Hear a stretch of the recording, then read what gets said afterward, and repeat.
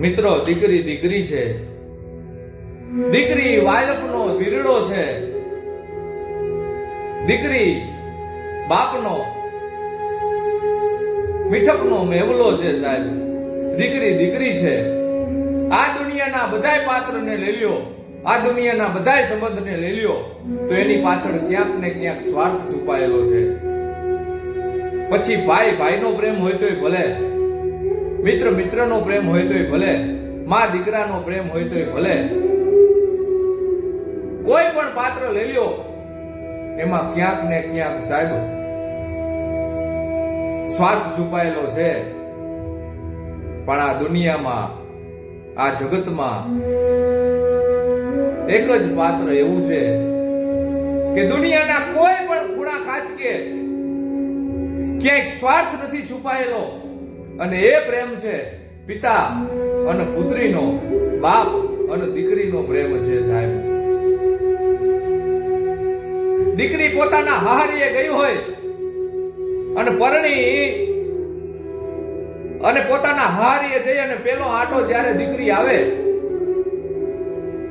ખાનદાન બાપની દીકરી હોય, બાપે એવી રીતે ઉજેરીને મોટી કરી હોય, પોતાને બાપને અહીંયા ઠાકરની મહેરબાની હોય, પોતાનો બાપ કરોડોપતિ હોય અને કાયમીની માટે સુખમાં દીકરી મોટી થઈ હોય, એના પગની પેનીએ રજ પણ કોઈ દી ના અડી હોય. સાહેબ, એવા ખાનદાન બાપની દીકરી જ્યારે પરણી અને હારીએ જાય, હારીએ જઈ અને જ્યારે પેલો આંટો આવે ને, ત્યારે એની માને એમ કે માં, એ માં, હા બેટા, માં જેમ તમારે આ 4 ખોરડા છે ને, એવી રીતે અમારે એક ખોરડું છે, પણ માં ઈ રધીવાળું બહુ છે. હો, જોજો સાહેબ, પોતાનું પારકું અને પારકું પોતાનું કરે ને, એને દીકરી કહેવાય કે માં, માં જેમ તમારે 4 બળદ છે ને,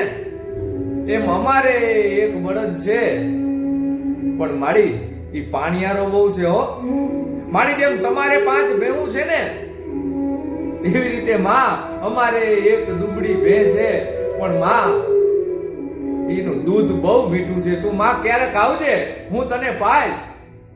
દીકરી દીકરી છે. સાહેબ, દીકરી વાલનો દરિયો છે. એવી એક દીકરી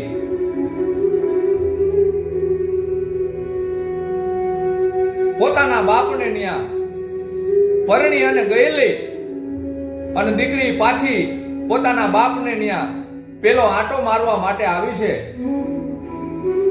અને ફરી પાછો એનો બાપ વડાવવા માટે પોતાના ગામના પાદરે જાય છે,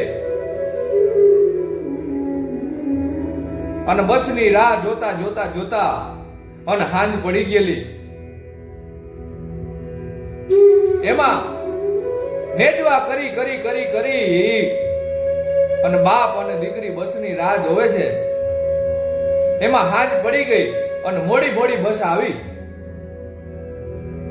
બસ આવતાની હારે તો દીકરી બસના પગથિયા કાટ કાટ કાટ કાટ કાટ એ કાટ બસના પગથિયા દીકરી ચડી ગઈ, અને જ્યાં જગ્યા મળી ત્યાં પોતાની થેલી મૂકી, અને જ્યાં બાપ ઉભો હતો ને ત્યાં બારી આવીને કીધું, બાપુ, બાપુ, આપણે કઈ વાર ના આવ્યા છીએ અને મોડું થઈ ગયું છે, હાજ પડવા આવી ગઈ છે, બસે મોડી પડી છે. બાપુ, મને બસમાં જગ્યા મળી ગઈ છે, અને મારી બાજુમાં અમારા ગામના એક બેન છે,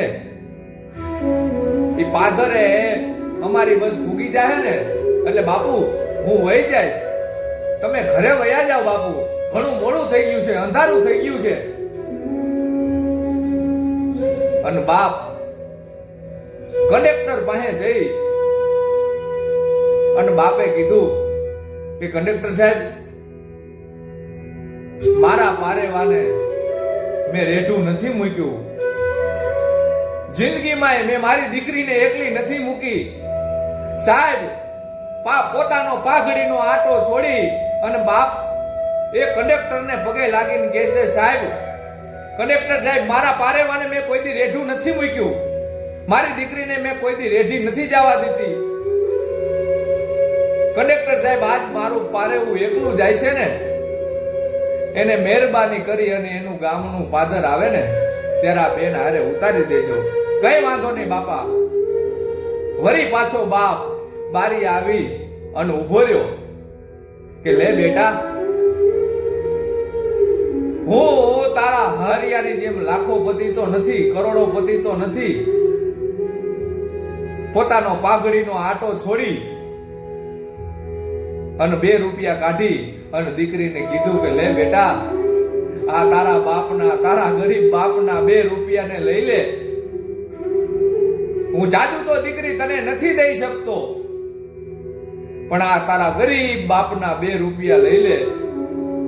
અને જાજુ બાપ નો બોલી શક્યો. પાછું મોં વાળી અને તૂટેલ પાઘડીનો જે છેડો હતો ને એની દીકરીને પોતાના આહુડા દેખાડવા નથી, દીકરીને પોતાના આંસુ દેખાડવા નથી, એટલે વાહુ વાળો ફરી અને પાઘડીના છેડે આહુડા લૂતો લૂતો બાપ રહ આહુડે રોવે છે સાહેબ. વળી પાછો આમ કરીને આમ મોઢું ફેરવે એટલી વારમાં તો ઈ સાહેબે 2 બેલ માર્યા અને બસ ઉપડી ગઈ ભાઈ.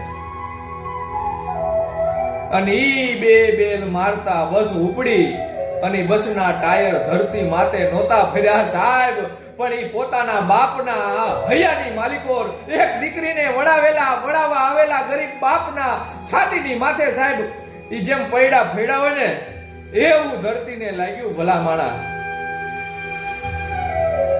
ઈ જ્યાં સુધી બસ દેખાણી, જ્યાં સુધી ધૂળની ડમરી ઉડી, ત્યાં સુધી નેજવા કરી અને એક બાપ એમ કહેતો હતો કે હે મારું પારેવું જાય, હે મારી દીકરી જાય, હે મારું પારેવું જાય. સાહેબ દીકરીનો પ્રેમ અજોડ છે સાહેબ. દીકરી છે. ઈ પોતાના બાપનું પાદર છોડી દીધું. છોડતાની હારે તો બાપ દેખાતો બંધ થયો અને દીકરી હેઠી બેહી જ્યાં સીટ હતી એની માથે બેહીને બાજુવાળા બેનના ખંભે માથું મૂકી અને આજ દીકરી રહ આવડે રોવા માંડી છે. અને બેને પૂછ્યું કે બેન, તને કડવા હરિયા મળ્યા છે એટલે રોવે કે ના બેન, મારા હાર વેલમાં બહુ મારે હારું છે, મારા હાર વેલમાં મારે કઈ ઘટતું નથી. કે હા બેન, એ તો તે જાજા ઘરેણા પહેર્યા છે ને એના ઉપરથી મને ખબર પડે કે તારા હાર વેલમાં તારે કઈ દુઃખ નહીં હોય બેન. તો બેન દેરિયા જેઠિયાનું દુઃખ છે કે ના બેન, મને દેરિયા જેઠિયાનું દુઃખ નથી. તો બેન તને આ રોવડાવે છે કોણ? અને ત્યારે એ દીકરીએ આવડા રોતી દીકરીએ કીધું કે બેન મને મારા બાપની ગરીબી રોવડાવે છે, મને મારો બાપ રોવડાવે છે. કે બેન આ રોવાનું કારણ એક, હું નાની હતી, હું ઘોડિયામાં રમતી હતી અને મારા પાડોશી મને એમ કહે છે કે બેન તું નાની હતી ને ત્યારે તારી માને સર્પદંશ થયો અને તારી માં મરી ગઈ. ઈ મારી માં તો મરી ગઈ, પણ મારા બાપે મને ખંભે બેહારી અને ચોકડીયું ખોદવા માટે જાય, કુવા ખોદવા માટે જાય અને મને ખંભે બેહાડી અને મેળાવડા કર્યા છે. ઈ મેળા કર્યા છે.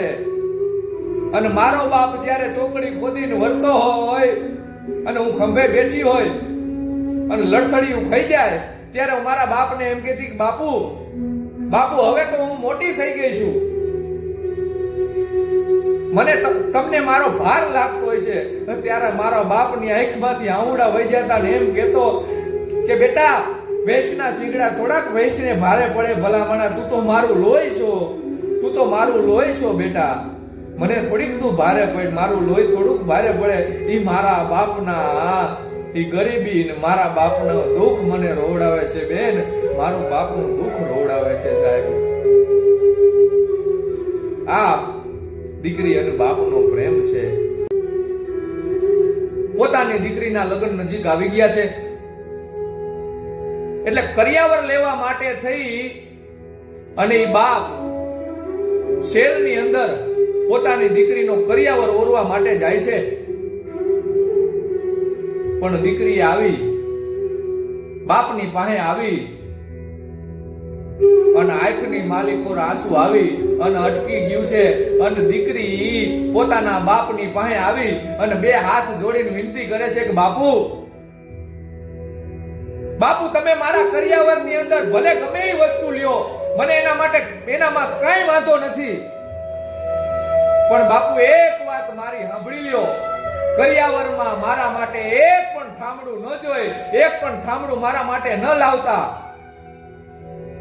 પણ બેટા તને ગમે એટલો કરિયાવર આપું એમાં કાંઈ વાસણ ન આપું તો બેન ખરાબ ન લાગે બેટા કે બાપુ બધી વાત સાચી પણ મારે કરિયાવરમાં તમારો એક પણ ઠામડું ન જાય અને ત્યારે બાપે એમ કીધું કે બેટા એનું કારણ શું કે તારે કેમ ઠામ નથી જોતું કેમ એક પણ વાસણ નથી જોતું અને ત્યારે દીકરી ખૂબ સરસ મજાનો જવાબ આપ્યો બાપુ તમે મારા માટે વાસણ લ્યો કે ન લ્યો કે હા બેટા એમાં તમારું નામ લખાવો કે ન લખાવો બાપુ કે હા બેટા મારું નામ લખાવું ને તો એ તમારું નામ લખેલું હોય પછી મારા હાર વેલમાં એ વાસણ લઈને જાઉં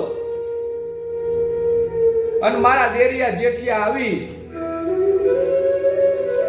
અને વાસણ માગે કે ન માગે બાપુ કે હા બેટા માગે ને તો એ મારા દેરિયા જેઠિયા વાસણ માગવા આવે એ તપેલું માગવા આવે પછી તપેલાને લઈ અને ચૂલે ચડાવે ઈ ચૂલો તો મૈસવાળો હોય ઈ ઠામડું મૈસવાળું થાય એની હારો બાપુ તમારું નામે મૈસવાળું થાય ને ઈ મને દીકરીને પોહાણ ન થાય બાપુ માટે તમારું મારે એક પણ વાસણ ન જોઈ એક પણ બાપુ મારે તમારું ઠામડું ન જોઈ ઈ વાત કરતા